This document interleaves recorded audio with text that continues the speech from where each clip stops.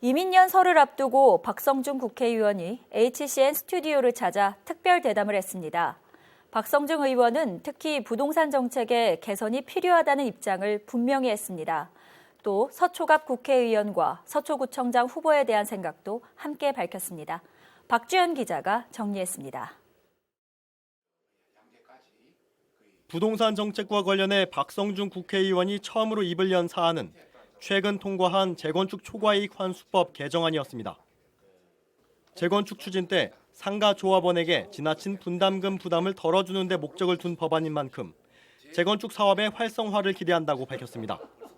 종합부동산세 부담으로 포기가 속출한 1+1 분양에 대해서는 두 세대 중 한 세대가 60제곱미터 이하인 소형 주택인 경우 종부세 중과 판단 대상에서 제외하자는 해법을 제시했습니다.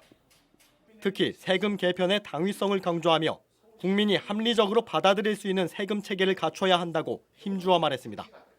뉴욕 같은 경우는 세금 제도를 5년에 20%, 1년에 5% 이상 못 올리게 하고 5년에 20% 이상 못 올리게 하는 그런 어떤 조례를 가지고 장치를 해요. 예. 우리나라는 세금이 종부세가 1년에 100%, 200%씩 뭐 어떤 데는 1000%가 올라가 있습니다.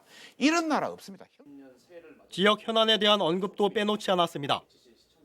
우선 공석인 서초갑 국회의원과 서초구청장 자리에는 지역을 잘 알고 주민 친화적인 인물이 와야 한다는 견해를 내놓았습니다. 또 오랜 기간 지역 이슈로 남아있는 경부고속도로 지하화 사업은 현재 추경 예산 6억 원을 들여 용역 중이라며 진척 상황을 알리기도 했습니다. 자신을 가리켜 서초인이라며 지역에 대한 애정을 표현한 박성중 의원.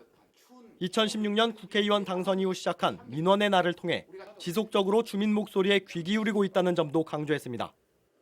9시부터 12시까지인데 뭐 사람들이 더 오면 12시 넘어서도 1시까지도 하고. 주로 뭐 재건축, 세금 이런 얘기입니까? 재건축, 세금, 교육, 건강, 또 뭐 취업 부탁 뭐 이런 것도 많이 들어옵니다. 박 의원은 이 밖에 플랫폼 기업을 향해 날선 비판을 가했던 지난해 국정감사를 언급하며 수수료 인하의 필요성을 다시 한번 밝혔습니다.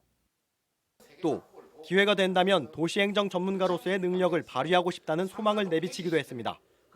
박성중 의원과의 특별 대담은 오는 29일 HCN 채널에서 방송됩니다. HCN 뉴스 박주연입니다.